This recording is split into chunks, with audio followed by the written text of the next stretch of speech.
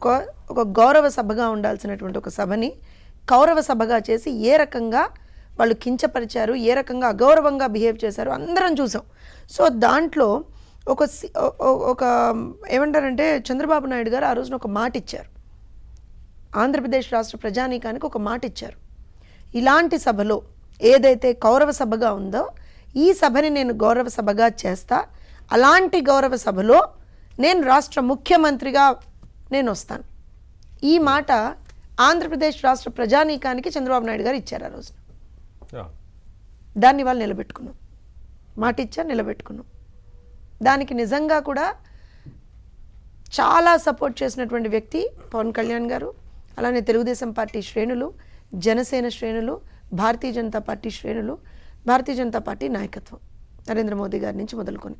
ఎందుకంటున్నానంటే ఇక్కడ ఏదో ఎవరి గురించో, it's not a personal ego game ఏం కాదు నవీన్ గారు.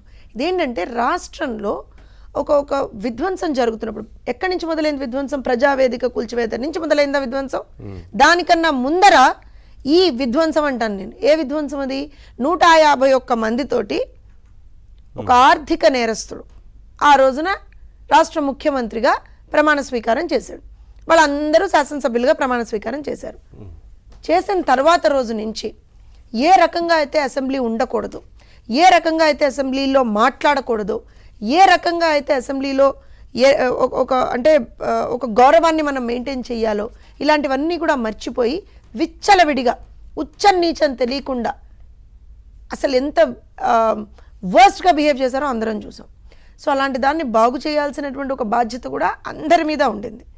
అందుకే చెప్తున్నాను, చంద్రబాబు నాయుడు గారు ఒక మాట ఇస్తే ఆ మాటని వాళ్ళు నిలబెట్టుకోవడానికి మాకు అనుక్షణం సపోర్ట్ చేసినటువంటి ప్రతి ఒక్కళ్ళకి, ఆంధ్రప్రదేశ్ రాష్ట్ర ప్రజానీకానికి, పవన్ కళ్యాణ్ గారికి, జనసేన పార్టీకి సంబంధించినటువంటి నాయకులకి, కార్యకర్తలకి, మోదీ గారికి, భారతీయ జనతా పార్టీకి సంబంధించినటువంటి నాయకులకి, కార్యకర్తలకి, వీరందరితో పాటుగా పసుపు సైనికులకి.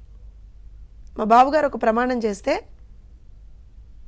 మమ్మల్ని అందరినీ చూసి, మమ్మల్ని అందరినీ ఆయన మనసులో పెట్టుకొని, మమ్మల్ని అందరి మీద, మా అందరి మీద ఒక నమ్మకంతో ఆ ప్రమాణం చేశారు ఆ రోజున బాబుగారు. ఆ ప్రమాణాన్ని ఖచ్చితంగా మేము నిలబెట్టాలి అనేటువంటి ఒక ఉద్దేశంతో ప్రతి ఒక్కళ్ళు పనిచేశారు. ఇదంతా అయిపోయిందండి. ఇవాళ ప్రమాణ స్వీకారం చేశారు, అయిపోయింది. అయితే ఇవాళ కొంత అవుట్ ఆఫ్ ది కాంటెక్స్ట్ అయినా ఒక మాట మాట్లాడతాను. వస్తుంటే ఒకళ్ళు నాకు ఫోన్ చేశారు, అక్క జగన్మోహన్ రెడ్డి అనేటువంటి వ్యక్తి వాళ్ళు ఏంటి పేరు మర్చిపోయాడు అక్క అన్న. ఎందుకు పేరు మర్చిపోయారు నాన్న అన్న. నేను యాక్చువల్గా అయితే సార్ ప్రమాణ స్వీకారం అవన్నీ జరిగిన తర్వాత ఎవరో మీ ఛానల్ నుంచి ఎవరో ఫోన్ చేస్తే మాట్లాడి అప్పుడే ఫోన్ పెట్టేసా. This is what I heard. అంటే ఏమైందమ్మా అని అడిగా. ఏమో అక్క, ఒకసారేమో వైఎస్ జగన్మోహన్ అన్నాడు, ఒకసారేమో జగన్మోహన్ రెడ్డి అన్నాడు. అంటే మరి అందులో రెడ్డిని తీసేశాడా వైఎస్ని తీసేశాడా మాకు అర్థం కాలేదక్క అన్నాడు. అంటే నా మనసుకి ఏమనిపించిందంటే రెడ్డి అనేటువంటి దాన్ని ఏమో తీసేసి నాకు తెలిసి మన ముద్రగడ గారికి ఇచ్చినట్టున్నాడు. I'm sorry but that is what it is. Right. మరి వైఎస్ అనేటువంటి పదాన్ని మరి ఎందుకు పెట్టుకోదలుచుకోవట్లేదో అది మరి దానికి సంబంధించినటువంటి ఒక ఎక్స్ప్లెనేషన్ అయితే వాళ్ళు ఇవ్వాలి. ఎందుకంటున్నానంటే ఇదే జగన్మోహన్ రెడ్డి అదే సభలో వెకిలి నవ్వులు నవ్వుతూ మాట్లాడకూడనటువంటి భాషలో ఒక్కొక్కడు మాట్లాడుతుంటే వాళ్ళ పార్టీ నుంచి ఎంతో శునకానందం పొందుతూ, పైశాచిక ఆనందం పొందుతూ ఉన్నాడు కదా. ఇవాళ అదే సభలో తల దించుకొని, ఒక రకంగా తల దించుకొని ఏదో మొక్కుబడిగా ప్రమాణ స్వీకారం చేసినట్టుగా చేశాడు. ఎందుకు చెప్తున్నానంటే తప్పు ఎవరైనా చేయకూడదండి. తప్పు చేస్తే తల దించుకోవాల్సి వస్తుంది, అది గుర్తుపెట్టుకోవాలి ఎవరైనా.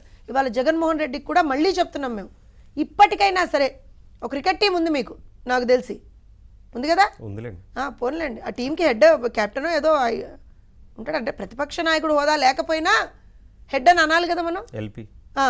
సో